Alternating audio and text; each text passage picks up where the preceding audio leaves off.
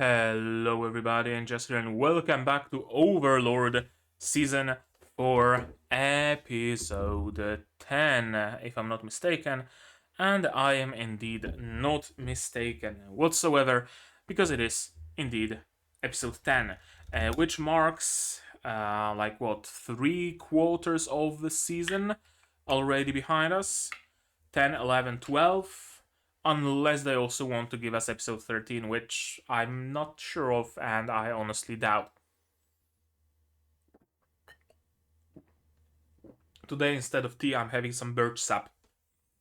Super expensive compared to what it is at early spring, because it's harvested in early spring.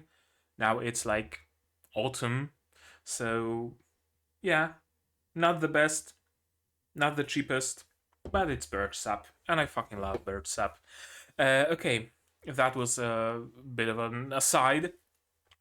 Overlord, let's talk about that. We are entering the war arc, or rather, we have already entered the war arc, if you can call it a war, that is. So far, it's more of a slaughter, where Ainz just slaughters the entire kingdom of 3STs. It seems that is the plan. Right now, it's only the border towns and villages, and then I'm assuming they're gonna make a move inland. Makes me wonder what's gonna happen with Renner and with the others. I don't know. The others will probably die. Renner will probably be taken into Nazarick as Albedo's pet, essentially, or something. I don't know. And the climb will probably also survive. And the brain, if he has a good head on his shoulders, then he will beg for mercy and will beg to be also taken in.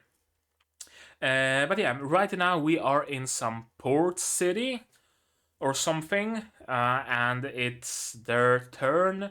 Hordes of undead have appeared on the horizon. With them, a Death Knight and a Death Warrior. Thank you, whoever gave me the name of that creature in the comments. Death Warrior, and they were so wary of it because it has so many weapons and it's so incredibly versatile. If they were trying to run from it, it would just use a bow and snipe them. So yeah, probably not the best option. Thankfully, a mother effing Gundam appeared out of nowhere. Apparently, one of the adventurers, a mithril rank adventurer, and defeated both the Death Knight and the Death Warrior and flew off into the horizon. Ainz seems to be very excited about that. Possibly because he recognized the armor and or the weapon as Yggdrasil items. Something tells me that might be the case, because unless there's some super advanced civilization in this world, which I highly doubt, those have to be in-game items. There's no other way around it. What else? Right, Nigredo and Pestonia managed to convince Ainz to let at least some of the people live, so that there is someone to spread the word about the massacre, about the horrors of war, about the horrors of slaughter, so that other countries will know what not to do. Right? Be with the Sorcerer Kingdom and not against it. And that's where we're at, essentially. Did anything else of note happen? Some kids that were under Brain's protection and tutelage were sent off somewhere to some other country. We took a look at the map of the New World, and I had no idea there are so many countries there, and that they are and that they are arranged in such a way that non-human countries are bordering human countries, and it's one big mishmash. So that's cool. We are slowly but surely expanding the world, expanding our horizons. At first, we were only going around the Riestes kingdom, not even the entirety of it. Then the Baharut Empire appeared, and now we're slowly expanding the scale, the scope of the series. The first frame of this episode, of episode 10, is Ainz looking at the Gundam dude in the mirror. So I'm assuming we're gonna start right where we left off, and we're gonna find the Gundam dude or something. Uh, what I do know is that you're gonna need your subs to go along with the episode. I'm gonna need my sound to hear the episode, and I'm also gonna need your support, monetary on Patreon or Throne, links in the description. You can get early access to non-seasonals, stuff like that, and or non-monetary support or non-monetary support. You can support me in both ways at once. Non-monetary being share my content, spread the word. It's completely free and it helps the channel a lot. And now, with that out of the way, we can start watching episode 10 of Overlord Season 4. And we can do that as early as in 3, 2, 1, go.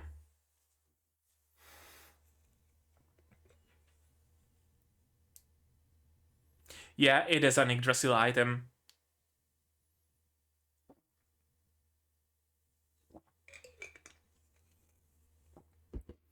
Could be a player, but I highly doubt it. Of course, yeah, Keikaku Dori. All according to Keikaku. Yeah. Everybody knows what's going on. Of course. Of course.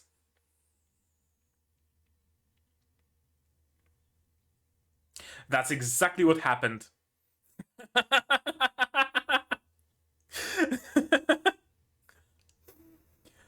uh, Drop of red. Okay.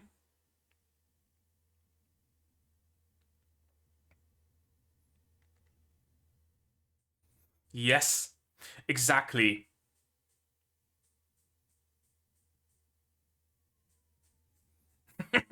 Sonotori.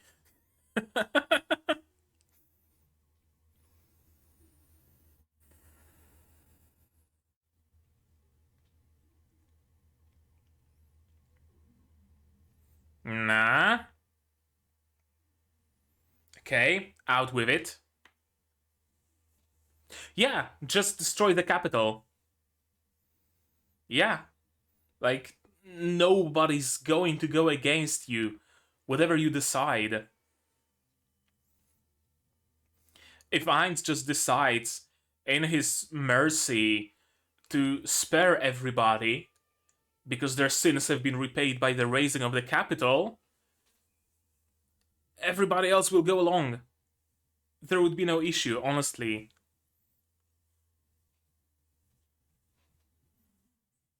Ainz is a little bit too paranoid about the Guardians turning against him. Although, I guess that's like one of the defining traits of Ainz. He is a little bit paranoid.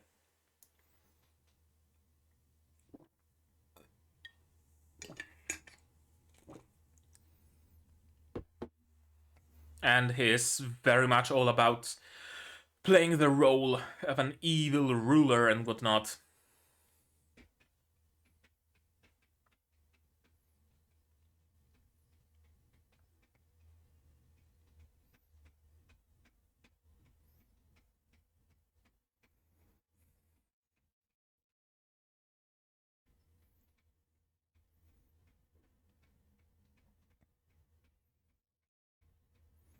Right, Albedo is gonna fight the Gundam. Brain is gonna fight the Cocytus. Those are fights to look forward to, for sure. It's been a hot while since we've seen Albedo fight, and I cannot wait.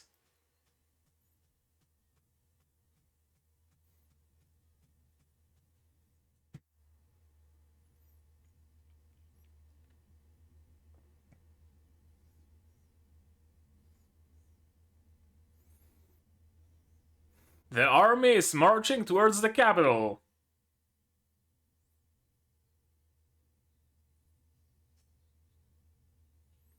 Ah, okay, that sounds just like a runner, alright. Let's spread misinformation.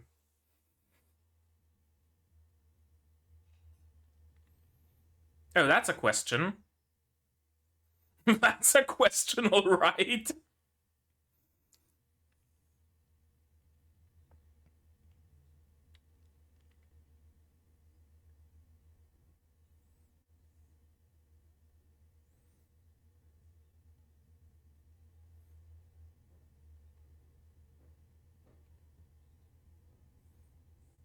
Yeah, I can't really do that, can you?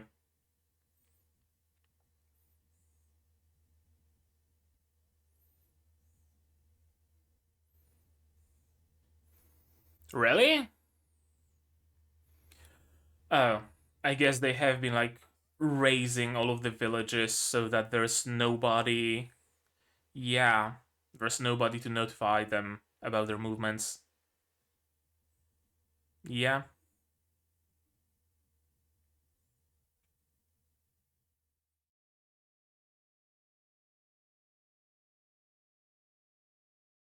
they leave no witnesses. There's nobody to notice. Nobody will notice if there's nobody to notice. Collaborators? Raven? No. I don't think so. Or maybe? There was some talk about collaborators from the kingdom joining the side of Nazarick, weren't there?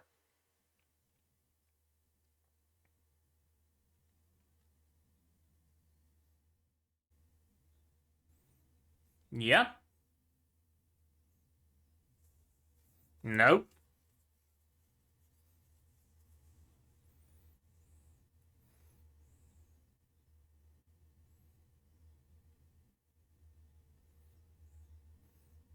You can prolong your life, not exactly survive.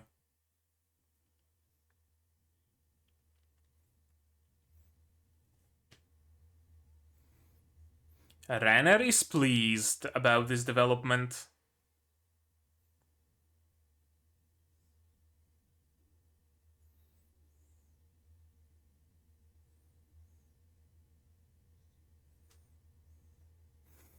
You think the king is able to take care of anything whatsoever at this point?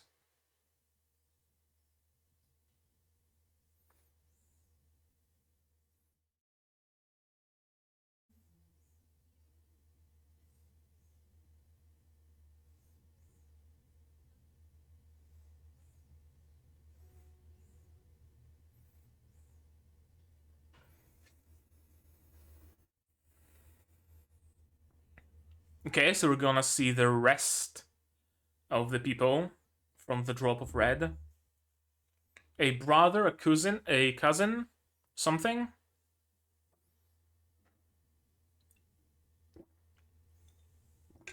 The ultimate kind of request. Like, legit.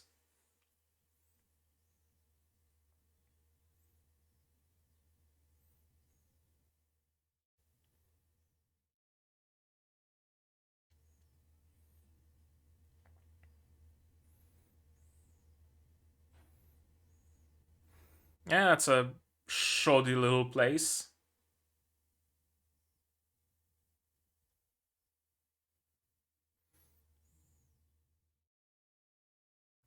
Oh, uncle. Gotcha. What, he has a harem inside or something? He has a harem inside. Of course he does.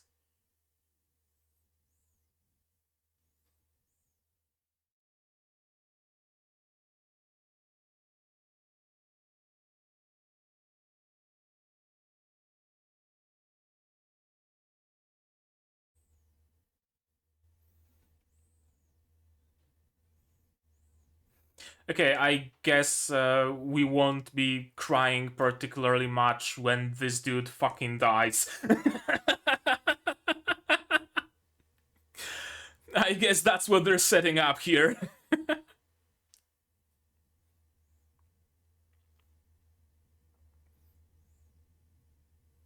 Why are you reacting surprised? Didn't you hear her say charm person? Someone's listening in? The rest of the team. Big Hat Witch! That's my favorite design. I fucking love witches with big hats.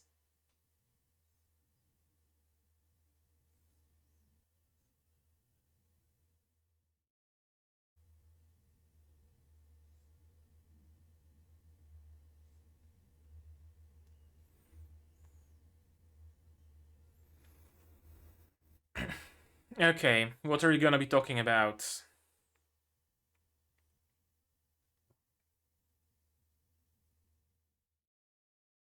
He looks like Clementine. Is he Clem's relative?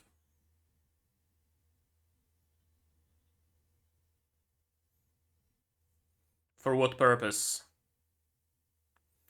From the Sorcerer Kingdom, of course.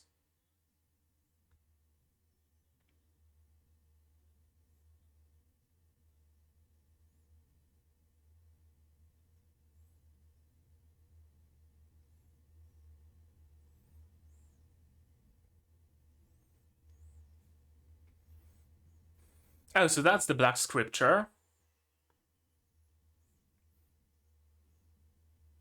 Yeah, Clementine.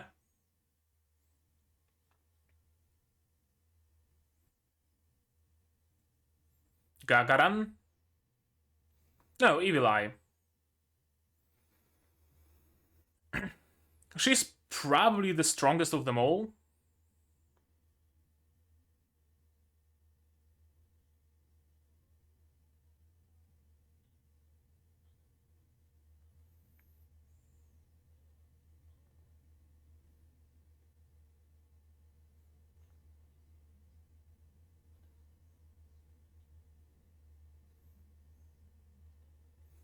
All of you are going to be dead very, very soon.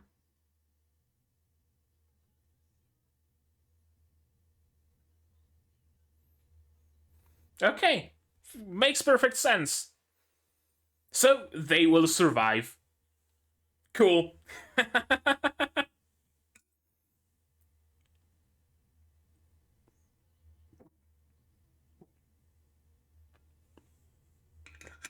Oji-san is going to join in, and Oji-san is going to die. That's what's going to happen. And he's correct. You have to, though.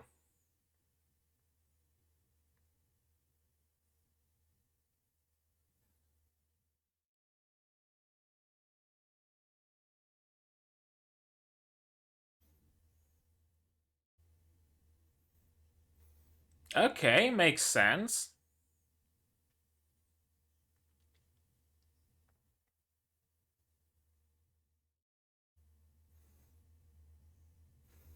Yes, motherfucking Discord kittens.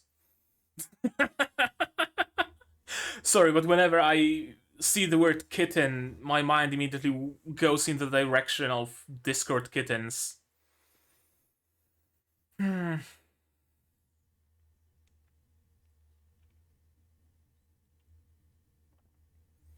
Last attempt at surrender or something?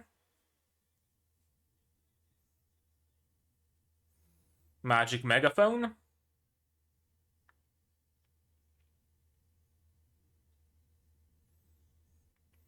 Yes, correct. Cocytus ever the knight.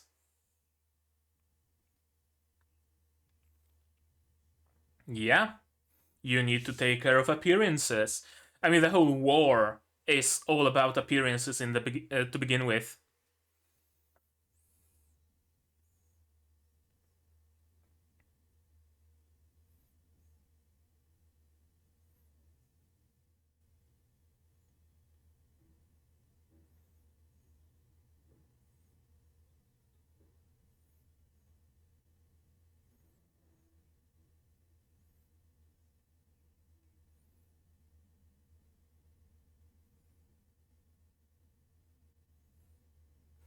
Table, chairs, everything.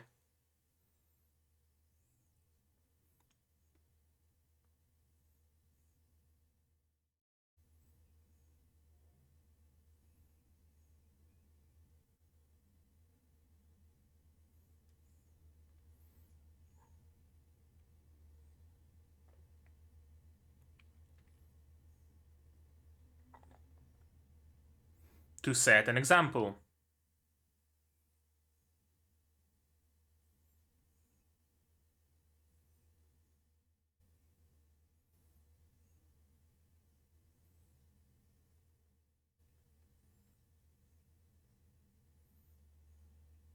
Only decimating though, so hey, not a complete wipeout.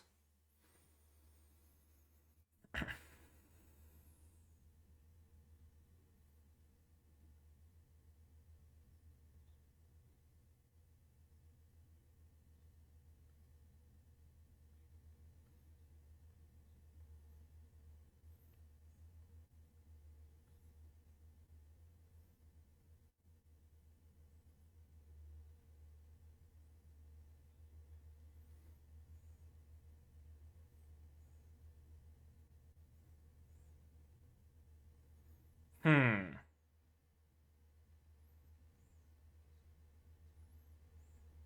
Is Stock no Jutsu gonna work on Ainz?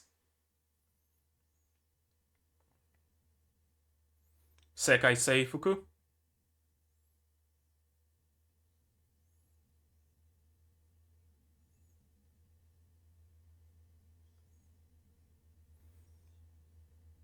That's profound.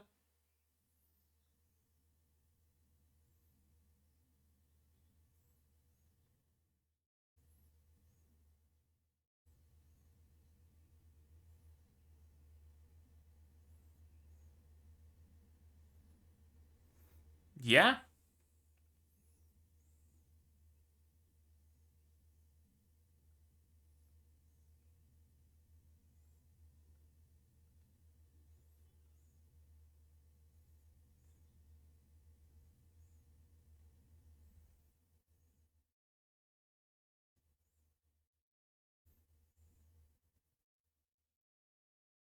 Okay, that's the angle you're trying. You could figure out a different way, right?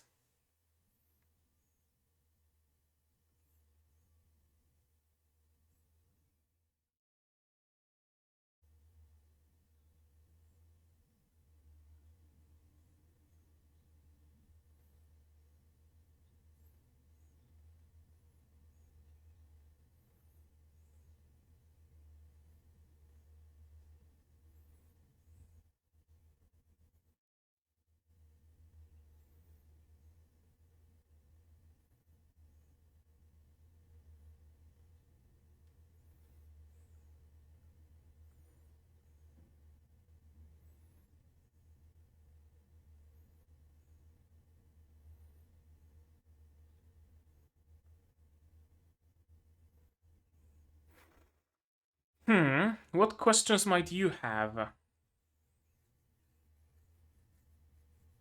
Brain?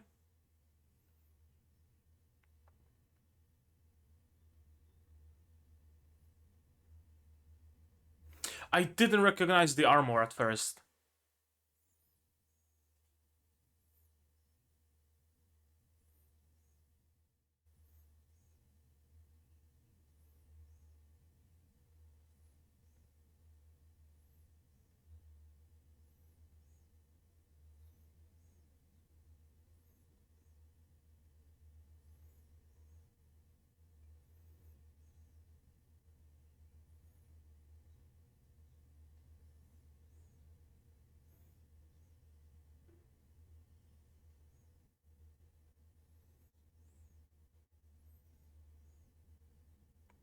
Battle time or no, not quite yet.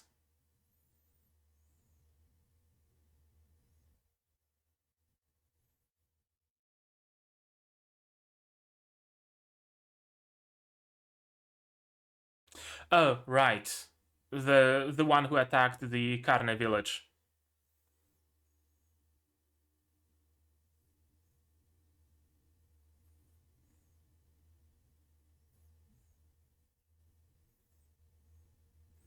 Wouldn't it be worth it saving him so that you can learn how to be a royal? From an example? Happiness, yeah. No, you're probably the most fit to be the king, right behind the whatchamacallit, the ruler of the Baharut Empire.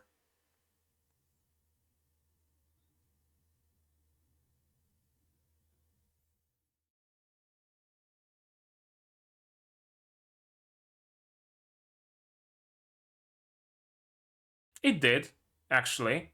Yeah, it went as well as one could hope for.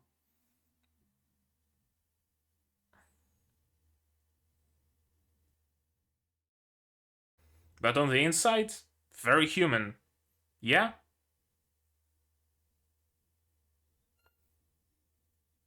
doesn't matter. Yeah, there's no plan because it doesn't matter. And that.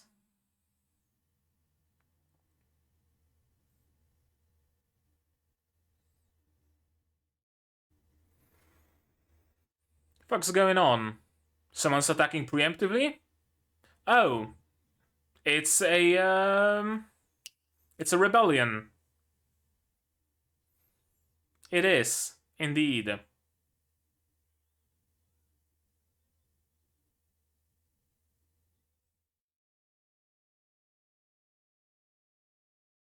He tried.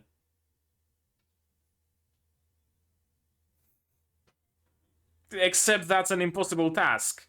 Yeah, they are correct here.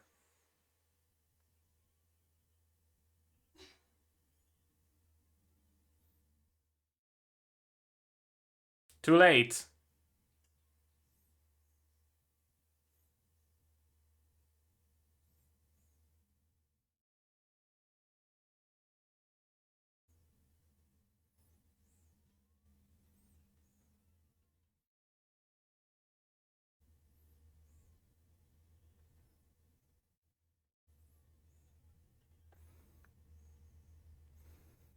I guess Ainz even won't have the need to decimate them. They're just gonna fucking kill each other. With Xanax's head?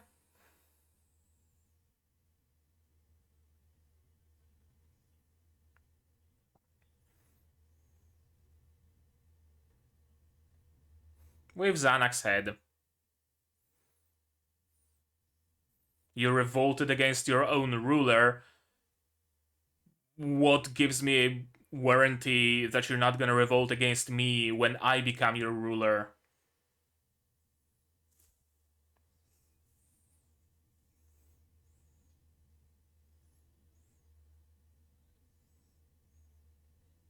Stolen?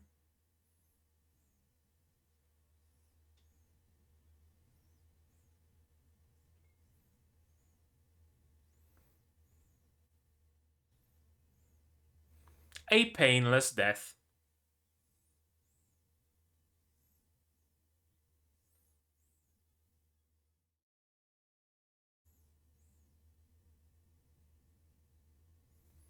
Just like that.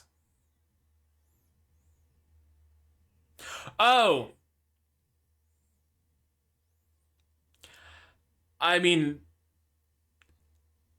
I guess they will live.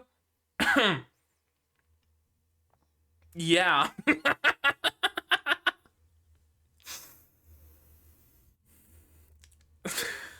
I guess they will not be granted death.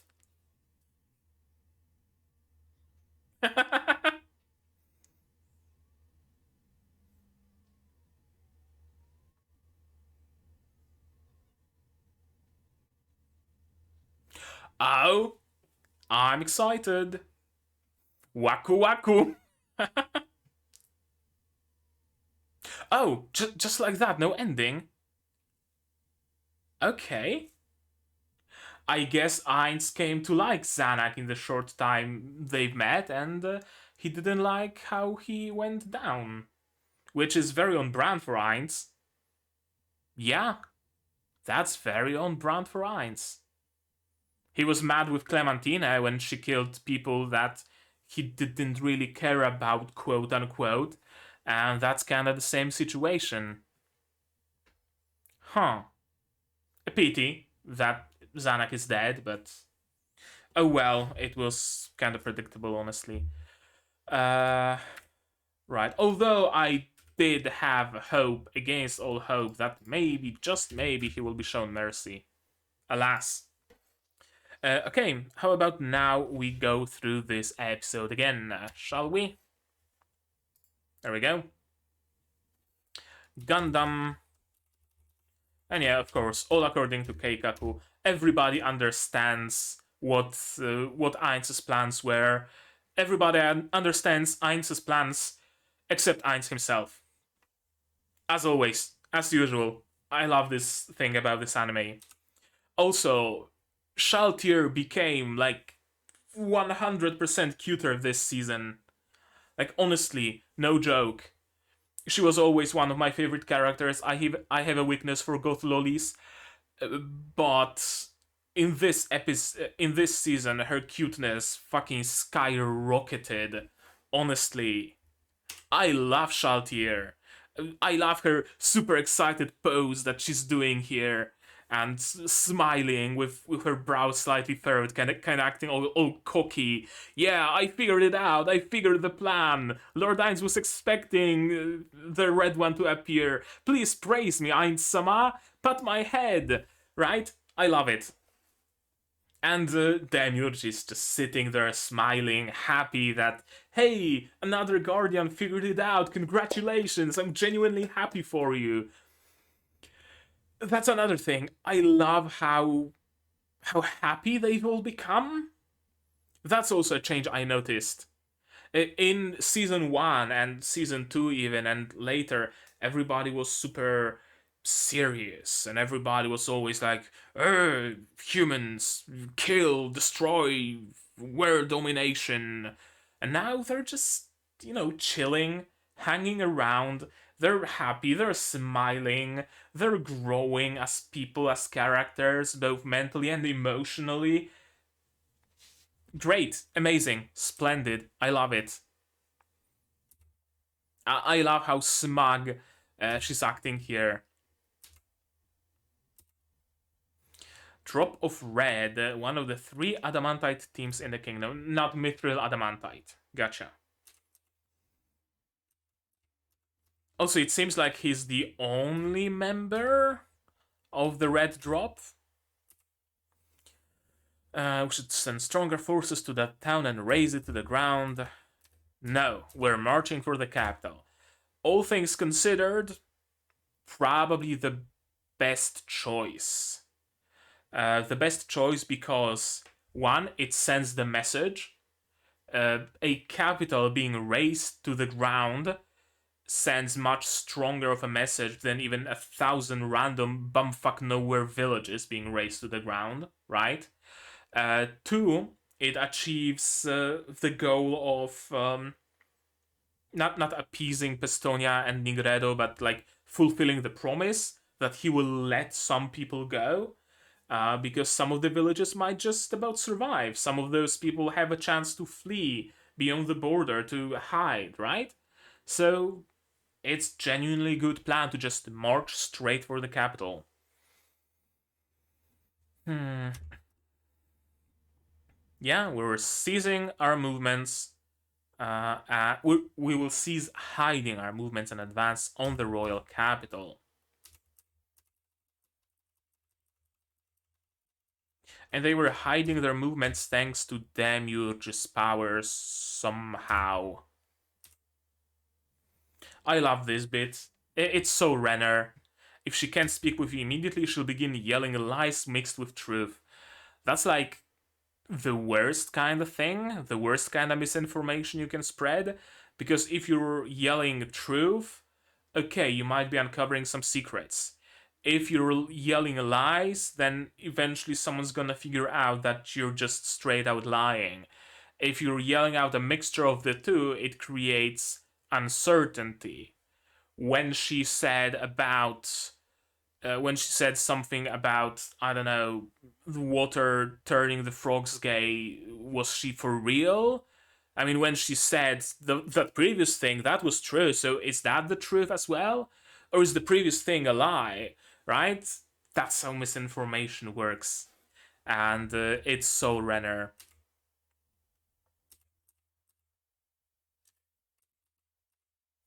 And also, I love that she just entered and, yo, is father still alive? Again, that's such a Renner question to ask.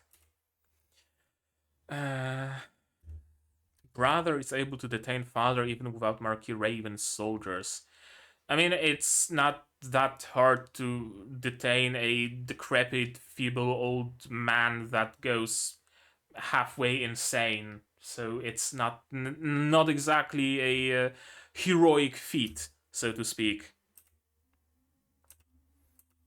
Yeah, father planned to negotiate until the end. No can do, unfortunately. Invading since the declaration of war, but in reality, his army has been heading north this whole time, just hiding their presence. And invading the northern border to prevent the neighboring country from sending troops. That was exactly the plan. And I love how Zanak figured it out. He's smart. He's like genuinely smart. Maybe not quite on par with Renner, but close. Um, yes, it is destroyed, people massacred. How have they gone unnoticed until now? It is the work of the people in our own kingdom, at least partially. Again, we know there are collaborators with Nazarick in the kingdom. Would that include Marquis Raven? I don't know. I'm not sure. Like, we don't know what happened to him. He might already be dead, or he might have just joined Nazarick. Honestly, he might have been one of the turncoats if he's all about like preserving his family and spending his time in relative peace with his child and wife and whatnot, then the best and the most logical choice that he can make is join Nazarick, pledge allegiance, and that's probably what he's done. The only person who can keep the secret so thoroughly would be Raven. Wouldn't he do it if his son were taken hostage? Would his son be taken hostage though? Like, Nazarick and Ainz isn't really a person who would use such tactics. Honestly, nobody in Nazarick strikes me as anybody as someone who would just take hostages. Everybody is more or less honorable.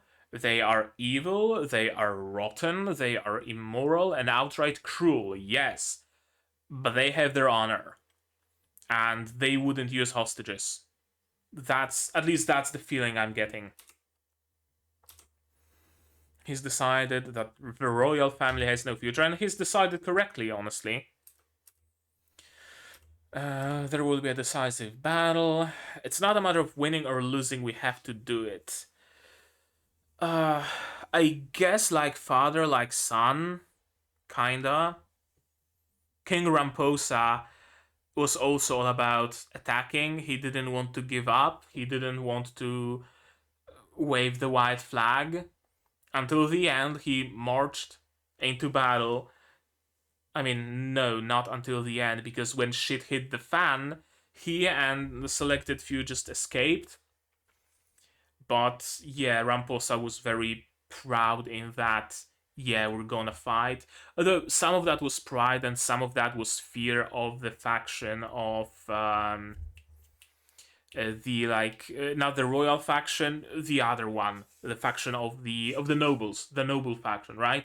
Because if Ramposa didn't go to war, if he just waved the white flag and gave up, then the noble faction would be like, oh, the king is weak and we should replace him, and all sorts of shit would start happening. Ramposa sacrificed a whole lot of people. What was it, like 10,000 at the very least, that were killed by the initial spell, and then at least twice as much killed in the stampede. something thereabouts. I don't remember the concrete numbers. But yeah, he sacrificed them to keep stability of his realm, essentially. And the stability went to shit. So very hollow victory, so to speak. And Zanak is very much like Ramposa. It's not a matter of winning or losing, we have to do it. He's not really like thinking of giving up.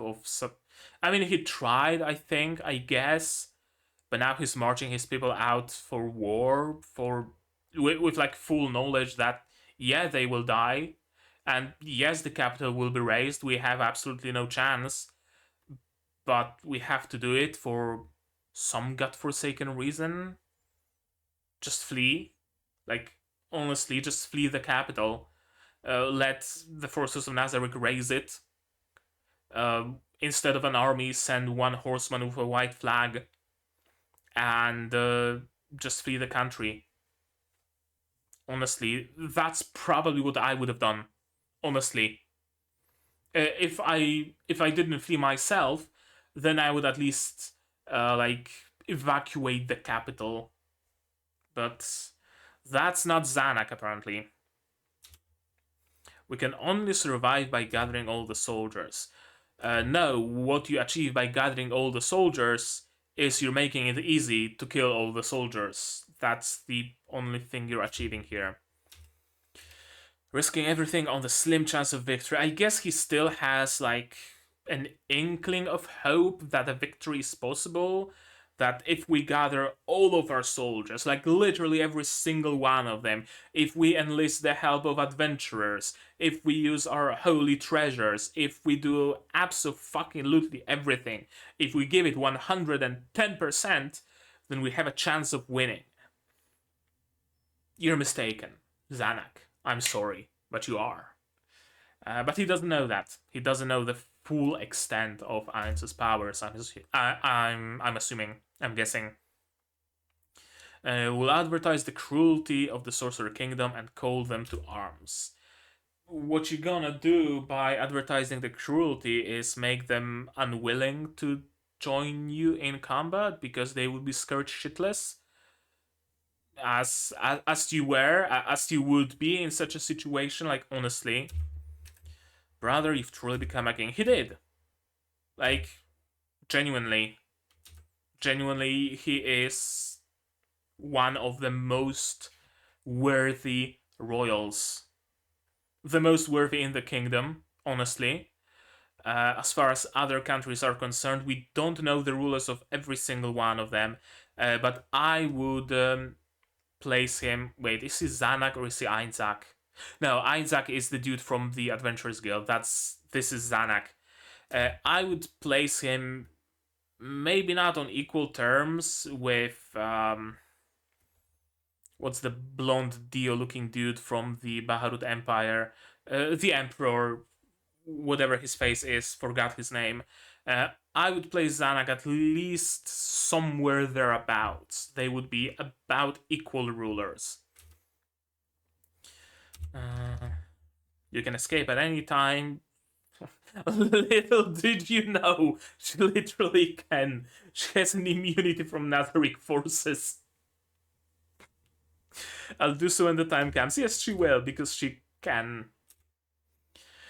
Only one person needs to go to see the contents of the request.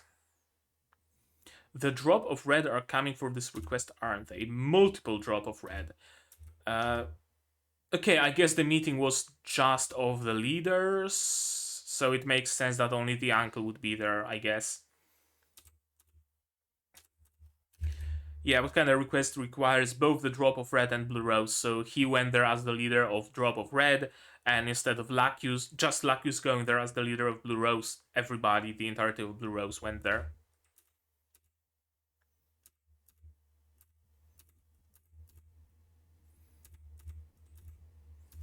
And yeah, of course, he forgot to turn off his swag and woke up covered in bitches.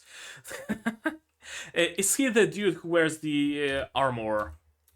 I don't know. I can't see the color of his plate, but maybe, probably. Oh no, it's not a plate, it's just a random pendant. And of course, Evil Eye can just charm them randomly. Well, charm them randomly. No, charm them purposefully. It's not random whatsoever. It's like her powers. I'm not even sure if she's using like a magic spell or is it her racial trait. I mean, she's a vampire after all, and vampires are known for being able to charm people. He's acting all surprised as if he didn't hear charm person. If you hear someone say charm person and you see magic circles in the air, it like stands to reason that they just charmed a person and that's why they're leaving. I don't know, whatever. It ultimately doesn't matter. It reminds me of the issue I had with Ruby Ice Queendom, where the thorns of the corruption of the nightmare were spreading across their bodies, and nobody noticed that other people started getting fucking thorn tattoos. But yeah, whatever. New arrivals. The Black Scripture, apparently. Dude who looks like Clementina's brother. Same, like, dick shaped hairstyle. Big hat witch with droopy eyes and unkempt hair. Exactly my type. And her hat is at least somewhat sentient. Or it has a prehensile hand. I'm assuming it's like a holy treasure or whatever. But yeah, the hand just moves. And she herself doesn't even move. She just rides on a ball. Not even on a ball, she levitates on top of the ball that itself levitates. That's levels to this levitation. And she couldn't be asked to pull up her right sock. Sure, cool. And the big dude, who's a big dude, and that's kind of boring, honestly. Mm. She's the most interesting of the bunch, for sure. Uh,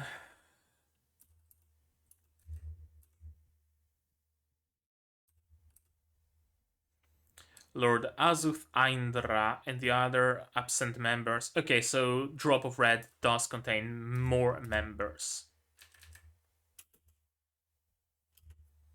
Which country are you from? I honestly expected that they were scouted already by the Sorcerer Kingdom. That those are just random adventurers from Ainz's guild, and they came here to poach adventurers from the Riestes kingdom to weaken them, as if that was needed. But, instead of killing all those adventurers, let's extract them to our country and then kill the rest. Right? Instead of, I don't know, burning old pallet wood, you would pull out the nails because you could use them later and then burn the wood itself, kind of sort of deal. That's the first thing that came to my mind.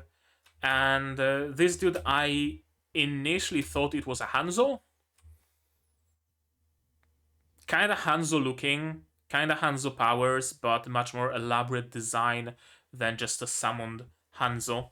So it's just a ninja. Just a ninja dude. And yeah, they are the Black Scripture. So the theocracy is getting involved. Oh, now I see that she couldn't be asked to pull up her pants either. And she couldn't be asked to pull up her. It looks like she came here in just her nightwear, just half acidly pulled up some pants, one sock, couldn't be asked to pull up the other, and just rolled in like that. I love it. I love her design. And I love male Clementina's pauldrons. That's also a cool detail. I heard one of you deviated from the heroic path. That would be Clementina.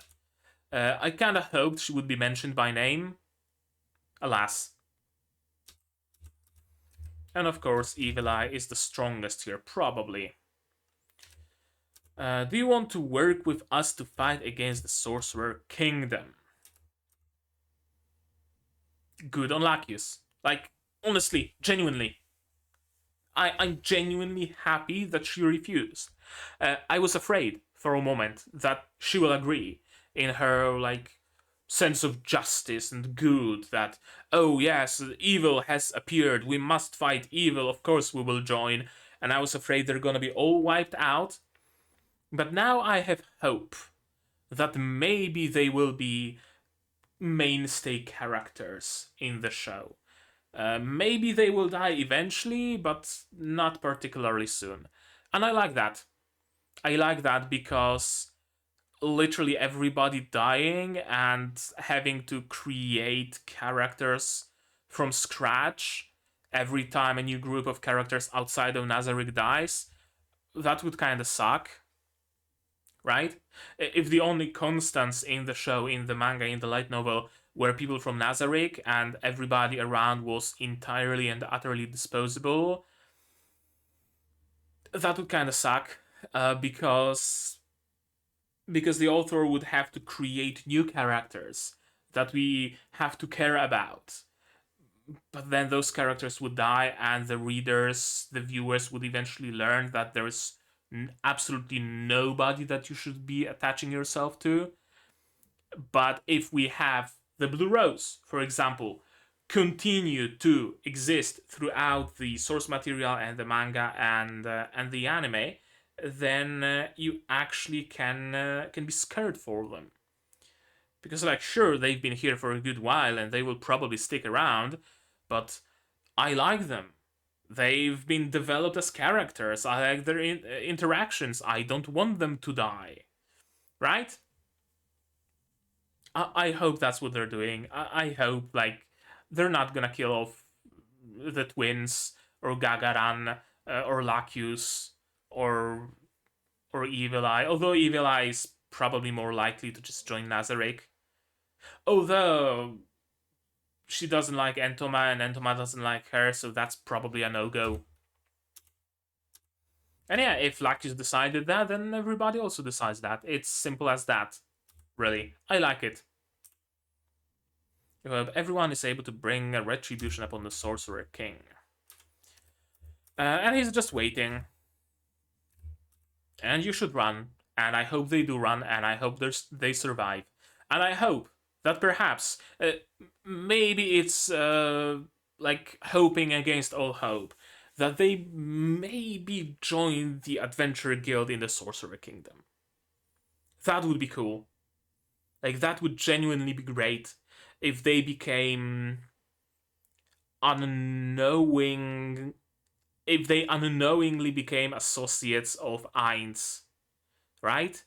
Kind of thinking of Momon is there, and the Adventurers Guild is created, and Momon belongs to that Adventurers Guild. So we would kind of be joining Momon, not the Sorcerer King. That kind of like mental gymnastics, and they would end up joining the guild in the Sorcerer Kingdom. That'd be cool. I'd be happy if that happened. Yeah, he's not gonna join. He can defeat him, but he can run if he's alone. Uh, I like this man. He knows what's up. He knows he can't win. He knows that if he doesn't run, he dies. So he will stall Ainz if he can for at least a little while, and then he's just gonna bail. Sounds like a plan, genuinely. Probably the smartest person we've seen so far. Like, honestly, sans Lacus. Because Lacus was like, nope, I'm not gonna fight the Sorcerer King. And this dude is like, yeah, I'm gonna fucking run. They're smart. They are smart. I hope they survive. Sorry for the wait, kittens. Daddy was at work long. Why weren't you online on Discord yesterday? That calls for a punishment, kitten. Sorry, couldn't stop myself. And the army, look how many undead! That don't know they are undead yet, but they will soon.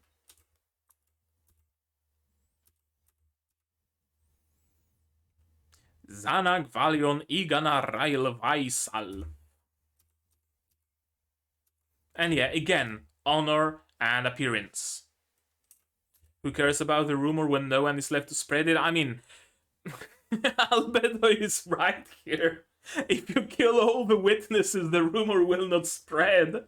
But there's an honor, sure, and also there might be someone watching from afar. Sure, that's a possibility. And yeah, again, honor. Zanak is coming alone, Ainz is coming alone. A little bit of drink, a little bit of sit. Why are you doing something so cruel? Why won't you accept our plea of surrender? And yeah, it's all about merit. There's merit in sacrificing your kingdom. There isn't merit in letting you live. Basically, we can repopulate. We can replace the people temporarily with undead. We can bring the lizard men into your lands. We can do whatever, right? There's no merit in letting you live. There is merit in sending a message. We will enter your royal capital after decimating your forces and turn everything into a mountain of rubble. We'll leave everything like that for hundreds or even thousands of years as a grim reminder that will be passed down for all eternity. That's a plan. And awfully lenient one at that. Because it sounds like right now Ainz genuinely plans to just wipe out and raze and burn the capital, not the entire kingdom anymore. Although, maybe after the capital is done, he's gonna spread his forces and kill the rest of the country. Who knows? Why have you chosen to do so? There are other ways. Indeed. Indeed, they are. What's your goal? My goal is happiness. Very profound. I did not expect an answer like that. I expected Ainz to answer, my goal is finding other people like me, or world domination, or spreading my word, spreading myself, the word of myself, my legend, or creating an immortal legend of Ainz Ooal Gown, the Sorcerer King, or something like that. But no, it's just happiness. Very simple, very fitting, very human. And yeah, of course he's thinking of the Guardians. If I can bring happiness to the ones I treasure, I don't care about what happens to anyone else. And he's correct pointing out that, yeah, if the Riestes kingdom could achieve happiness only by raising a neighboring country, they probably would do that and would probably have no qualms about it. There is one big problem in Ainz's logic here, though. The problem is a problem of scale. If the Riestes kingdom decides that they can find happiness in a different country, it's probably they want their fertile soil, or they want access to the sea that part of that other country grants, or they want access to a river, or they want their iron mines, or, something like that. The scale is ultimately very little. They will take a couple of duchies and call it a day. They would maybe conquer the entire country, like if they really were to go all in.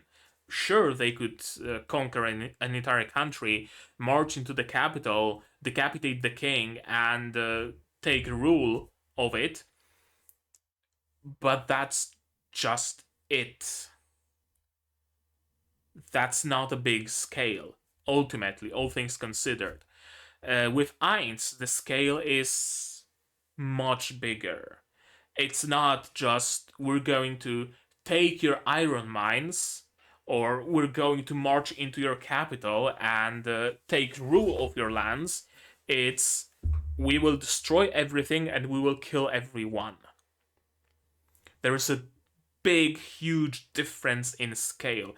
So, sure, at the base level, Ainz is correct in saying that, yeah, if your people could only achieve happiness by making the people of another country suffer, you would do the same. But there is a scale to that suffering. Like, I fully believe that if Zanak was given a choice of raising a neighboring country and killing absolutely everybody, wiping out the country from the map for the happiness of his subject, he wouldn't do that. Getting a couple of iron mines, getting access to a river, sure, those are like your everyday scuffles in medieval times. Raising a country, that's one step too far. Few steps too far, honestly. And yeah, this is another angle that Zanak tried. Someone of your majesty's intelligence and power had no other way to move forward? It's preposterous. You're like super smart and you're super intelligent and you have so much power and you're beautiful. Have I told you that I love your robes? And you surely could have found another way, right? Sure, he could have, but the opportunity presented itself, so might as well grab it. That's essentially the reasoning here. If not for that rogue noble, Ainz would find a different way to spread the word. Ainz would find a different way to instill loyalty in other countries. Absolutely. But an opportunity presented itself to do it right now and do it in a very simple way, so hey, why not? And yeah, I love how completely nonchalant Ainz is here. Yeah, I don't mind, because he doesn't. He understands Zanak's reactions here and what he says, and Ainz isn't the sort of a ruler that would get offended at your bad table manners and order you decapitated. There are rulers like that. Ainz is chill about it. You're eating with your hands? Cool. Good on you. Actually, one of the guardians also can't use cutlery, so hey, you could bond over that. I can introduce you. Right? That's Ainz. I love it. I'll have you suffer for the happiness of the people I must protect.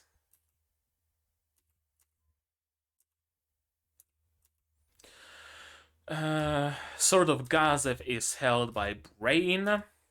Brain isn't here. Okay. Immediately, it doesn't matter what spells I use to decimate your forces.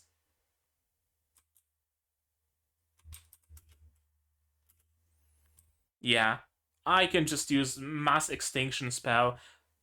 He wants to keep Brain alive, so he can just go wild. He doesn't have to worry about leaving Brain alive because Brain isn't here. Cool, great. Thank you, Prince Zanak, for giving me that opportunity. We've now become acquainted with one another. Indeed. I'll make sure to kill you as gently as I can. Right, that was also a promise. Promise! Ainz is all about promises, right? He promised to protect Tuare, and he went out of his way to fucking decimate everybody responsible for kidnapping her. That's the power of a promise of Ainz Ooal Gown. Now he promised Zanak that he will die a gentle, quick death. And he wasn't able to fulfill that promise. Because someone else killed him. Also, he bonded a little with Zanak. That's the feeling I'm getting here. If the situation was different, they would be just like that, side by side, marching to battle against the slain theocracy or something. I have no doubt. Did you or perhaps one of your subordinates kill my elder brother? Yeah, probably. It's kind of a blimp on the radar. I guess. Yeah, the deed was probably done by one of my. I don't fucking know. What did your brother look like? Actually, don't even tell me about it. No one remembers the faces of people they kill, so it was probably him. If you can't find the body, then yeah, probably one of mine. At least Zanak did get some closure, so that's nice.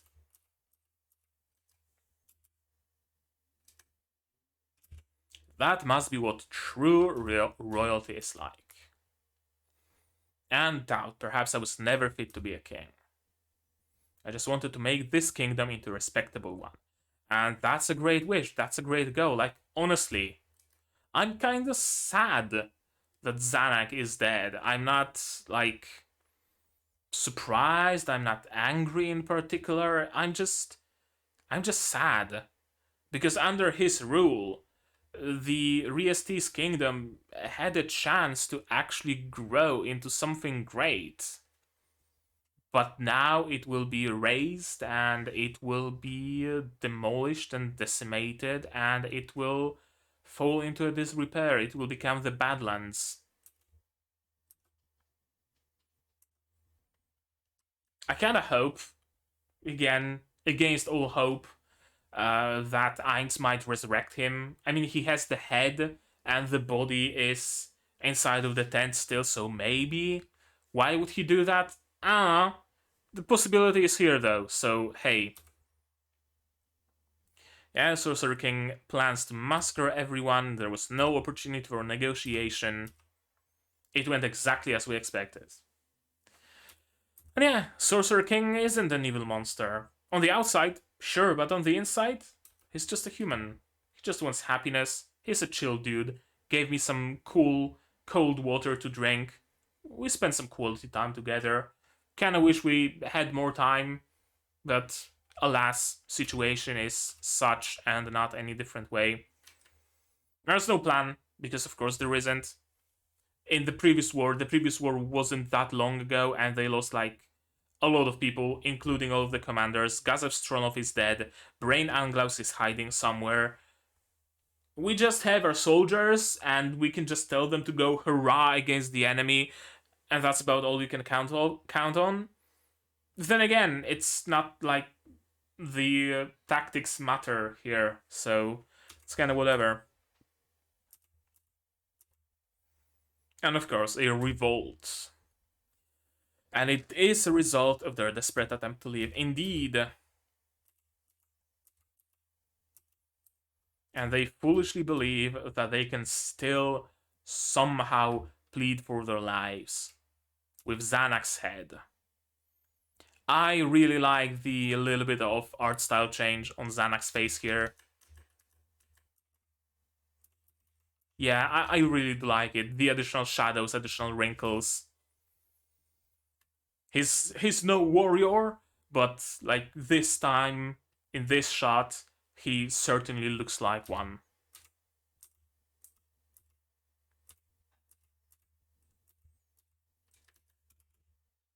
And here's Xanax's head.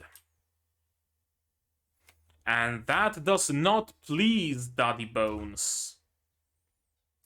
What happened to the armor? Yeah, it's still in the tent. It's. I wonder why did Ainz ask about the armor? Is he curious about the armor? Or is he curious about the whereabouts of the body? I don't know. I can take it both ways, kinda. Perhaps it's my hope speaking that Zanak might be resurrected. I don't know. Maybe. Yeah, I shall give you a reward comparable to your efforts. Spare me and my family. Yeah, you and your families will all be spared. At Neuronists, you will be alive. But by God, every second you would be wishing that you were dead. That's your prize. And yeah, do not kill them until they beg for death.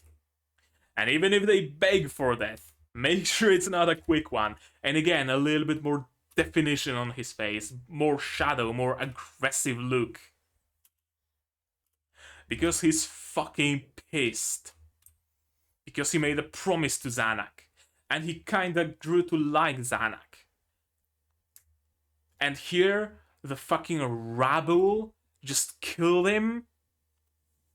That's not how he should have gone out. He should have gone out with honor, with respect, not decapitated in a dirty fucking moldy tent. I like it. Also, one very important thing that I think Ainz noticed, but I can't be sure because he doesn't mention that. They already betrayed their ruler to save their hides. Who says they're not gonna betray Ainz when the time comes, right? It's kind of like in relationships. If someone's cheating on their partner with you and you learn of that, don't like be with the person, because if they cheated on their significant other, chances are they're gonna cheat on you as well. Uh, that's kind of the same thinking, right? They betray their ruler, they can betray any other ruler, whoever they might be. And thus they are essentially useless. I mean, they were useless in the first place. Who the fuck has the need for like low nobility for some random fucking nobles? Nobody. Ainz can just create elder liches that will do their jobs better than they are doing them and have unwavering loyalty. Ainz has no need for them, so just dispose them. I've lost interest. I was kind of hoping that it's gonna be the kind of I've lost interest. Now the war is no fun. I wanted to play soldiers with Zanak. Now Zanak is dead. Fuck me. Let's just retreat. Take our people from here. I'm in no mood to continue this war. Just, I don't know, drop a nuke on their capital and let's call it a day. I was kind of hoping it's gonna be something along those lines, but I guess kinda. Ainz is just giving command to Cocytus and Mare and um, gives them the go to use the full strength. Don't let a single one of them survive. I'm looking forward to Cocytus, to his full strength. I wonder if he's gonna don the armor and take a sword in each of his hands, because we know that that's what Cocytus would have done when fighting the lizardmen, if the lizardmen were any stronger. But he only pulled 2 swords because he didn't need more. And I wonder what can Mare show us. I know Mare can manipulate the earth and whatnot, so maybe he's gonna open a chasm and just swallow all the soldiers and call it a day. I mean, that's probably what Mare could do, or just turn the battlefield into quicksand and, again, call it a day. Cocytus isn't even necessary, the army isn't even necessary. Like, let's be honest, a single Guardian could probably wipe out the entire Riestes kingdom alone. That's the power scaling. And yeah, that's the end. There's no ending or anything of the sort. That was a great episode. That genuinely was a great episode. We got some more characterization for Ainz, for the Guardians. We got some characterization for Zanak, and it is truly a pity, and I'm honestly genuinely sad that he's dead. It's a predictable death, but regardless, it's a sad one. I was hoping to see what he can do with the Riestes kingdom, is when after he would succeed the demented King Ramposa II, or whatever the fuck his name is. But as it stands, it seems like the Riestes kingdom won't need a ruler. Or rather, its ruler will be Ainz Ooal Gown, if there is anything left to rule over. So yeah, that's gonna be interesting. It's gonna be cool seeing, as I mentioned, it's gonna be cool seeing Cocytus and Mare go full strength. I like the fact that Blue Rose will most likely survive, and I'm looking forward to the uncle trying to flee, or perhaps the uncle joining in, getting converted. Why not? He does seem like a little bit of an opportunist.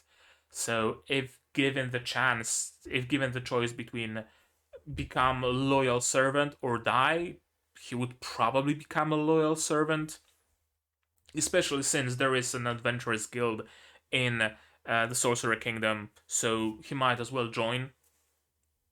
What else? What else? What else? That's about it, honestly. That's about it.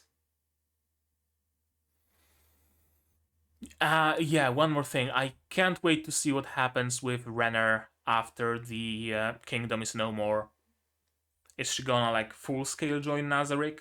Is she gonna pretend to be like an exiled government, so to speak, and she will flee to some other country and act as if she's trying to reclaim the kingdom or something like that? I don't know. She's scheming, she's sleazy, and she's a great fit for Nazarick, and she's under Albedo's direct command. So I cannot wait to see where that's gonna go. I'm really curious about the power suit. That's apparently an item from Nazarick.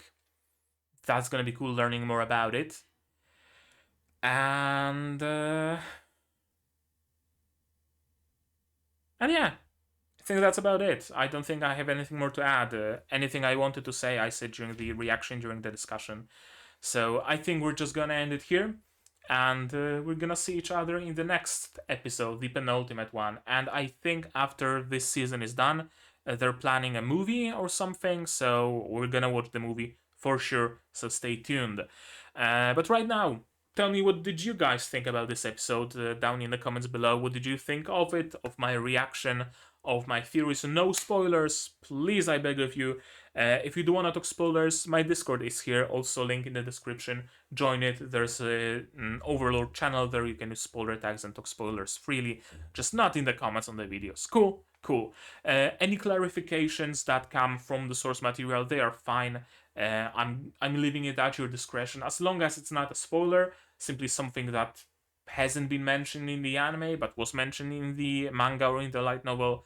I'm willing to hear that out, and I would be very, very curious about what did the adaptation skip.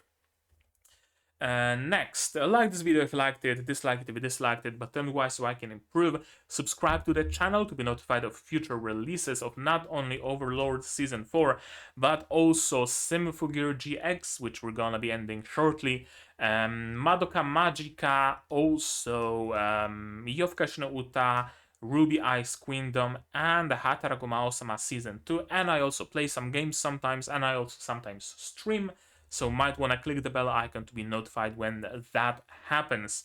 Support the channel if you want monetarily on Patreon or Throne, links in the description down below. On Patreon for $10 a month you get early access to non-seasonals like Madoka Magica, like Symphogear, and for just $1 you get a role on the Discord and you get a place in the credits that you will see very shortly. On Throne, you can pitch in towards my purchase of a proper camera, better lighting, stuff like that if you want. And if you don't want to pay any money whatsoever, you can still help the channel a lot by sharing my content, spreading the word, putting it out there, recommending it to people. That's how channels grow, and I'm thankful to everybody who at any point whatsoever recommended my video to anybody on any Discord server or Reddit or whatever. That's how the channel grows, honestly. So yeah, I think that's gonna be it from me for today. So as always, you guys do all the good stuff, and I'm gonna see you in the next one. Cheers! And here's the credits I mentioned. You can be one of those people, and you don't need to make a pact with the devil to do that. Just a little bit of change.